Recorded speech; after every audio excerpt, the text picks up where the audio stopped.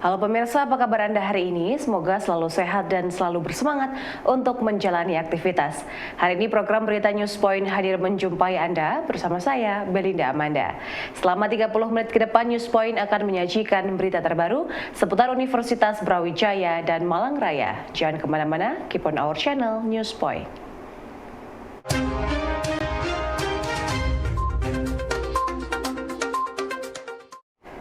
Pemirsa, selepas pandemi, Universitas Brawijaya kembali menggelar upacara Hari Pendidikan Nasional secara massal di lapangan Rektorat pagi tadi.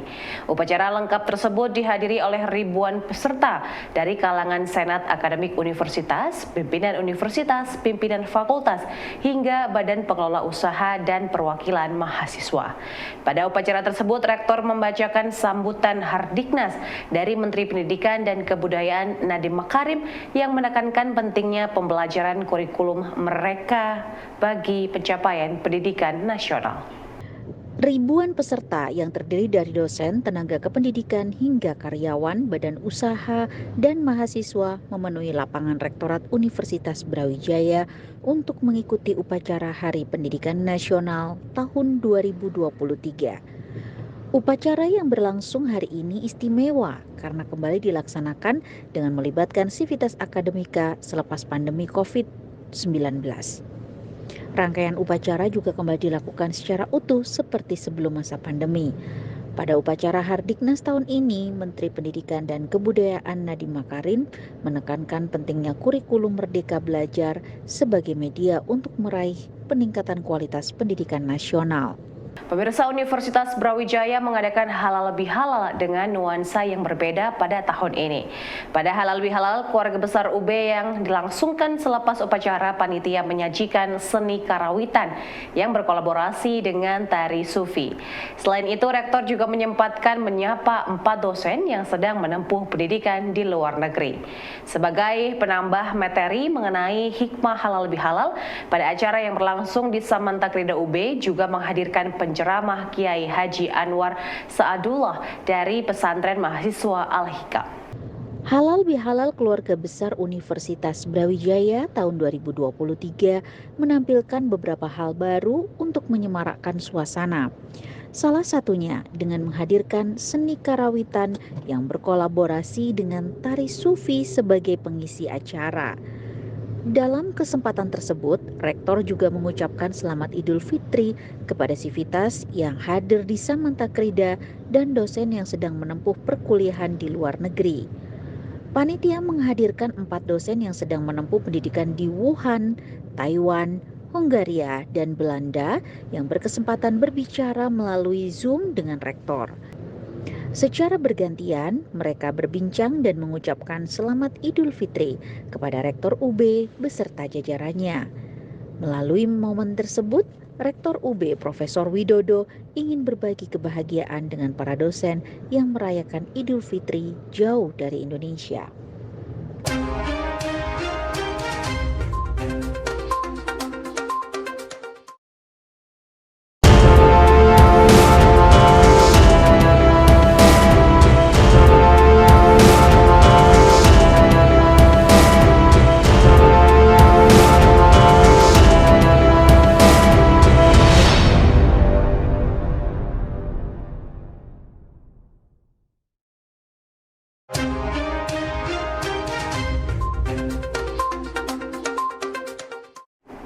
Pemirsa, Rektor Universitas Brawijaya, Profesor Widodo menyapa melalui Zoom 4 perwakilan dosen yang sedang menempuh kuliah di luar negeri dalam acara halal bihalal keluarga besar UB pagi tadi.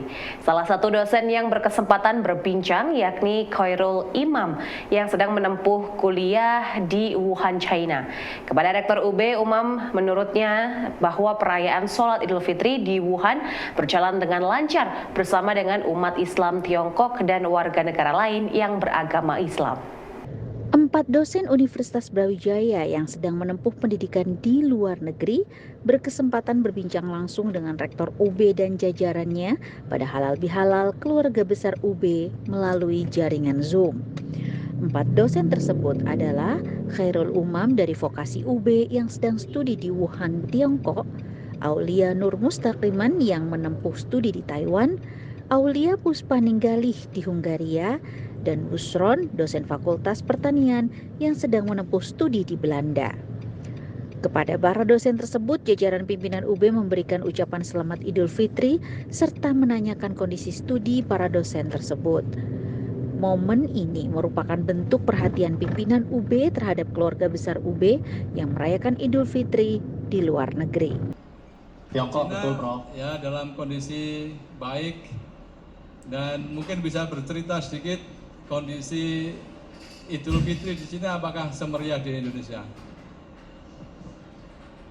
Baik, terima kasih Prof. Widodo dan segenap pimpinan di Sivitas Universitas Brawijaya, dan salam hangat dari Fakultas Vokasi. Kami yang studi di Tiongkok, kebetulan ada 2 orang dari Universitas Brawijaya setahu saya. Alhamdulillah saya di Wuhan, epicentrum dari COVID ya. Mohon maaf mungkin karena COVID yang kami bawa akhirnya pandemi. Jadi karena pandemi itulah kondisi di Tiongkok sendiri, Wuhan, pada saat sholat Idul Fitri dan hari besar keagamaan lainnya itu lebih dibatasi. Artinya kemarin kita laksanakan sholat Idul Fitri kurang lebih ada 1.000 orang, yang itu diantaranya ada dari warga Tiongkok sendiri dan umat Muslim yang dari internasional, dari Pakistan, Bangladesh, dan negara Afrika yang beragama Muslim dan lain sebagainya. Pemirsa, mantan Rektor UB lintas generasi yang hadir dalam Halal Bihalal UB mengapresiasi nuansa baru dalam Halal Bihalal keluarga besar UB tahun ini. Profesor Muhammad Bisri menyambut baik adanya nuansa baru yang lebih hangat dan lebih akrab dalam Halal Bihalal ini. Dalam kesempatan yang sama, mantan Rektor Profesor Yogi Sugito juga mengapresiasi karena UB masih memberikan perhatian kepada para mantan rektor untuk bertemu dan berhalal bihalal bersama dengan keluarga besar UB. Kegembiraan Idul Fitri nampak dalam acara Halal Bihalal keluarga besar UB yang berlangsung di Gedung Samantakrida tadi pagi. Hal ini dirasakan oleh para mantan rektor yang hadir mengikuti Halal Bihalal. Nampak hadir Profesor Bambang Guritno, Profesor Yogi Sugito, Profesor Muhammad Bisri, dan Profesor Nufil Hanani. Dalam kesempatan tersebut, Profesor Muhammad Bisri mengapresiasi nuansa baru dalam Halal Bihalal seperti penampilan seni, tausiah, hingga berbincang dengan dosen yang ada di luar negeri. Hal yang sama juga dirasakan oleh Profesor Yogi Sugito yang merasa senang diundang dan dapat hadir dalam Halal Bihalal bersama keluarga besar Universitas Brawijaya. Saya mengapresiasi kegiatan Halal hari ini karena berbeda dengan tahun-tahun sebelumnya. Ya, selamat Pak Rektor, selamat inovasi tentang Halal Bihalal. Saya sangat berkesan, apalagi yang saya sudah pensiun ini, karena ini momentum yang baik bagi saya untuk bersilaturahmi kepada seluruh keluarga besar Universitas Brawijaya, terutama pimpinan, para dosen, karyawan, dan semua. Paling tidak setahun sekali saya bisa ketemu sama seluruh warga besar Universitas Brawijaya. Pemirsa, pergerakan masyarakat selama musim Lebaran tahun 2023 mengalami peningkatan besar 45% jika dibandingkan dengan tahun sebelumnya. Menurut Kepala Badan Pusat Statistik Margo Yuwono, pihaknya mencatat pergerakan masyarakat mencapai 26,30 juta pada musim mudik dan balik tahun ini. Pergerakan terbesar melalui jalur darat berupa jalan arteri dengan menggunakan moda transportasi pribadi. Selain jalan arteri, jalur tol juga memberikan kontribusi besar pada pergerakan masyarakat tahun ini. Pergerakan masyarakat pada libur Idul Fitri atau Lebaran tahun 2023 mengalami peningkatan yang signifikan. Dalam rilis awal bulannya, Badan Pusat Statistik mencatat pergerakan masyarakat mencapai 26,30 juta pergerakan dengan menggunakan moda transportasi darat. Jalan tol dan arteri mendominasi pergerakan masyarakat dalam melakukan kegiatan mudik maupun balik pada Lebaran. Selain itu, pergerakan lokal masyarakat juga memberikan kontribusi cukup besar pada momen Lebaran tahun ini. Transportasi kendaraan pribadi, baik roda 4 maupun 2, mendominasi perjalanan masyarakat dalam merayakan Hari Raya Idul Fitri. Selama periode Lebaran tahun 2023, ini mencapai 26,30 juta pergerakan. Dan ini naik sebesar 45% kalau dibandingkan Lebaran tahun 2022. Artinya pergerakan ini tentu saja akan mendorong permintaan kepada sejumlah komoditas barang dan jasa selama periode Lebaran. Kenaikan tertinggi itu pada moda transportasi dan jalan arteri. Kemudian kalau dilihat selama periode Lebaran 2023, perjalanan didominasi oleh angkutan pribadi melalui jalan tol dan arteri.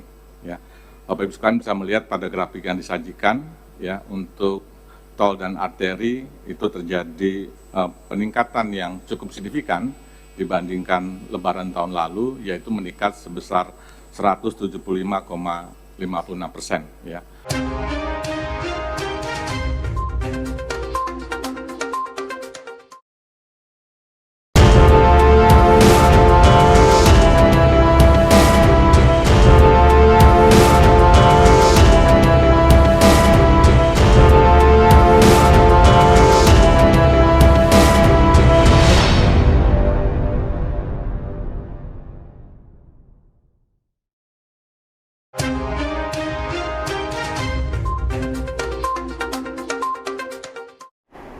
Pemirsa, semua moda transportasi baik darat, laut, udara, sungai hingga kereta mengalami peningkatan dibandingkan dengan tahun lalu.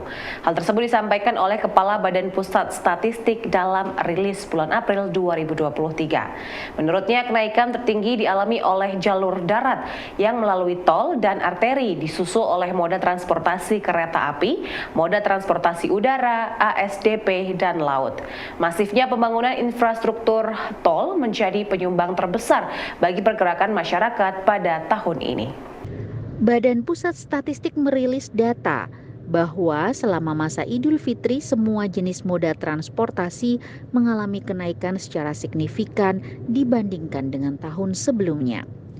Transportasi darat yang menggunakan jalur tol dan arteri menjadi penyumbang terbesar kenaikan, yakni 175,56%, disusul dengan moda transportasi kereta api yang naik 29,7%. Moda transportasi udara mengalami kenaikan sebesar 26,93%, disusul moda transportasi laut dan sungai. Pada tahun 2023 ini, BPS mencatat pergerakan masyarakat selama Idul Fitri mencapai 26,30 juta. Badan Pusat Statistik menyebutkan bahwa kenaikan tersebut dikarenakan infrastruktur darat berupa jalan tol semakin banyak dan tersambung, sehingga menarik minat masyarakat.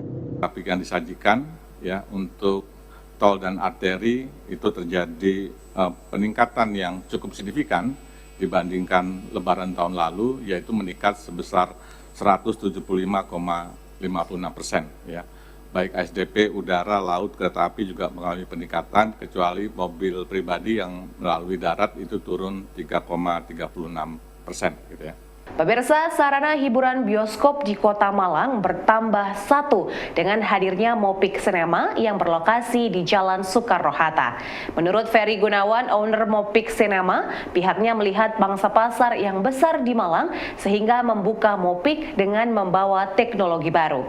Teknologi laser tersebut akan membuat gambar dan juga audio film lebih jernih dan juga bagus sehingga mampu memanjakan penonton dalam menonton film favoritnya. Mopik hadir dengan 3 studio yang berlokasikan strategis di Kota Malang. Mopik Cinema hadir di Kota Malang sebagai bioskop baru yang dapat menjadi alternatif bagi masyarakat yang ingin menonton film bersama keluarga. Mengusung teknologi baru, Mopik menghadirkan gambar dan audio yang lebih jernih sehingga dapat memanjakan mata dan telinga penonton. Saat ini, Mopik Cinema hadir dengan 3 studio dengan lokasi strategis di sebelah Taman Krida Budaya Soekarno-Hatta, Kota Malang. Mopik menjadi media hiburan baru yang ada di Kota Pelajar Malang ini. Dalam pembukaan tersebut, hadir aktor senior Indonesia Indro Warkop bersama Tora Sudiro dan istri. Para aktor tersebut menyambut baik kehadiran Mopik Cinema sebagai wahana hiburan bagi keluarga di Kota Malang. Harus buka di Lumajang dulu. Di Lumajang itu historikalnya ayah dari Yulia dan ibu tanah kelahirannya di Lumajang. Jadi kita menitipkan pertama kali titik di Lumajang. Yang kedua, di Malang kita harus berdiri karena itu tanah kelahiran kita. Gitu. Boleh kita berikan tepuk tangan? Oke.